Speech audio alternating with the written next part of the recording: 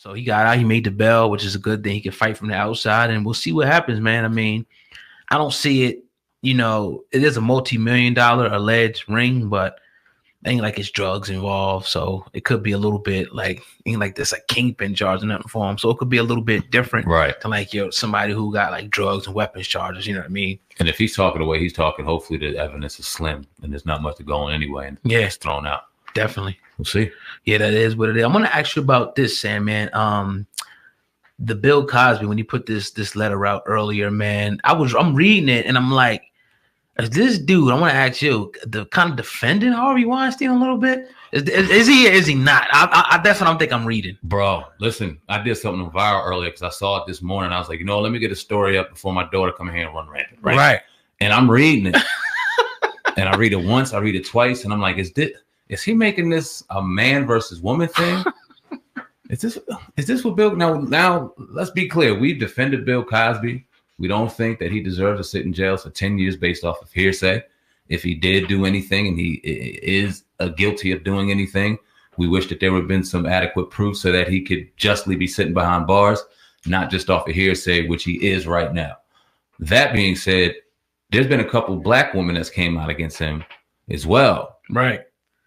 And dare I say it, is he does Mr. Cosby look like he's really playing this race card heavy from behind bars? Heavy. OJ style, dog. Man. It wasn't like this when he was alive. Yeah. I mean, not like we said that passed away. I'm sorry. We said that like though. This when he was out. We said that. It was good though. But let me read. I'm gonna go through it real quick. He said, "This is not shocking because these jurors were not sequestered, which gave them access to the media coverage and sentiments of public opinion. There's no way you would have anyone believe that Mr. Weinstein was going to receive a fair and impartial trial. Also, the judge showed that he wanted a conviction by sending the jurors back to deliberate after they were hung on many of the counts. Here's the question that should haunt all Americans, especially wealthy and famous men.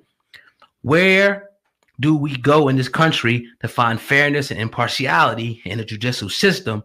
And where do we go in this country to find due process?" Now, he goes on at the end and talks about the Me Too movement.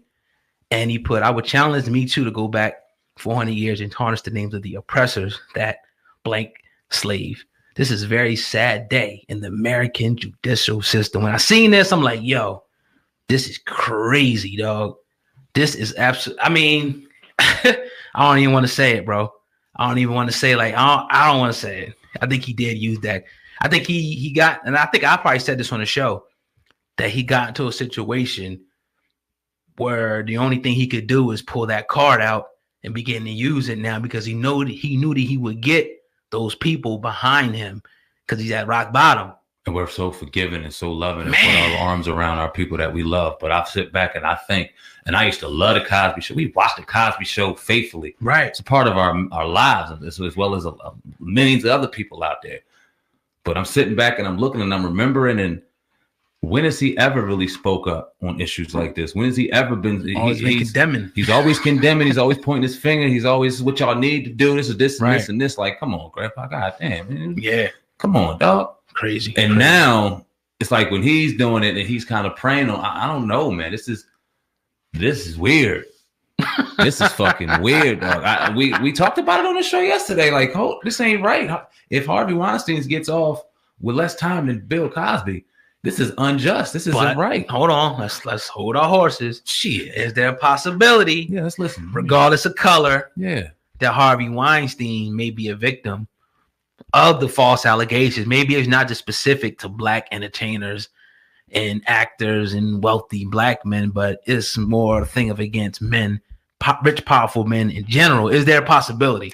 There's a possibility. But there's also common fucking sense in what we see with our face, and what white man with money has ever been put down for this before. He was made example of because I think the heat was getting too crazy, right? And they realized that women weren't playing, and it might be starting to affect some money and some things and some there. So they had to go and throw a scapegoat out there. But rest assured, there's a lot more people doing a lot crazier things, and they ain't going down. We seen what happened with Homeboy in jail. They had all that information about presidents and all this wild stuff. What happened to him? And now we found out it wasn't an accident, and people still don't care. It ain't easy to do to a white man what they just did to Harvey Weinstein, which is crazy to me why Bill Cosby would defend that shit. Do you find it strange, the lack of silence from people like a Jay-Z? I ain't gonna put Dame's name in there because we heard that he called him out back in the day. But do you find it strange that more people are not calling out Harvey? Like a lot of people came out and called out Bill and R. Kelly and other people. No, I'm not surprised. It just confirms everything we think. And not only does it confirm it, I'll take it one step further. Was Bill in their pocket and was Bill working for him the whole time too? Dang. What's going on? Yeah. Nah, we have reserved the right to ask that question.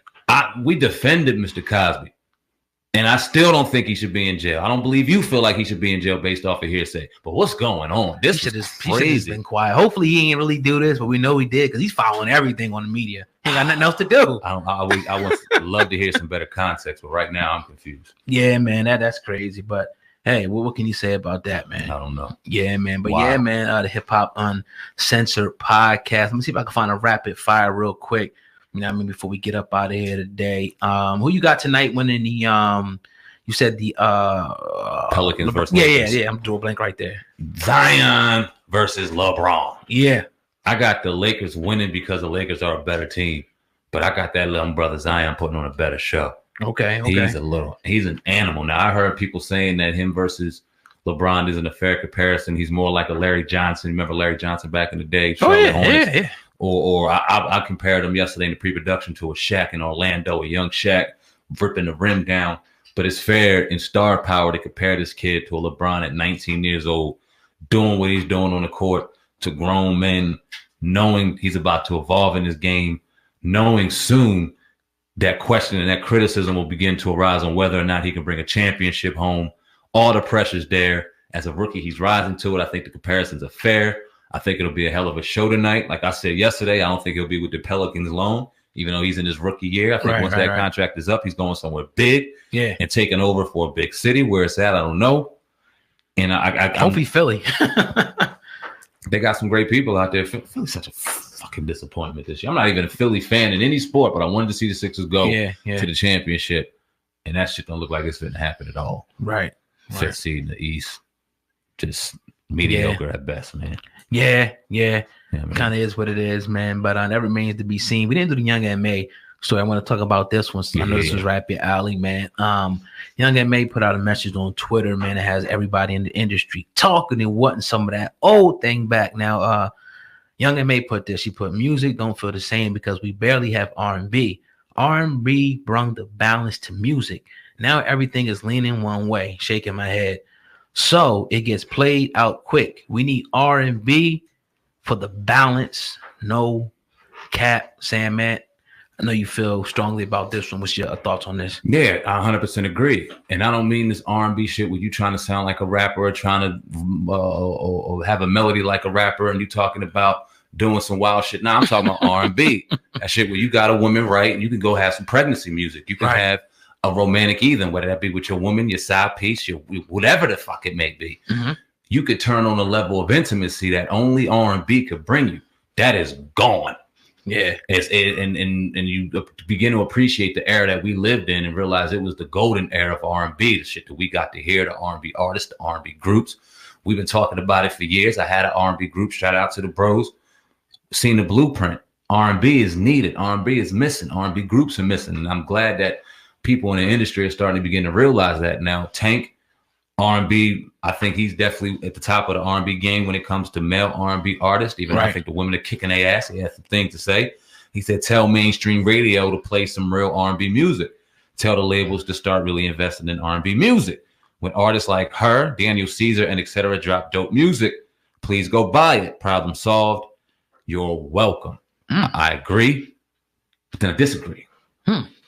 Because we got to start promoting it better. And Tank, I would love to have you on the show, bro, because I think you're one of the greats. Yeah. But that last album, I really personally didn't like it. And it made me max. I couldn't wait to listen to it because I felt as though the line was trying to be crossed too much into the mainstream. Wow. And I just wanted to hear some fucking Tank.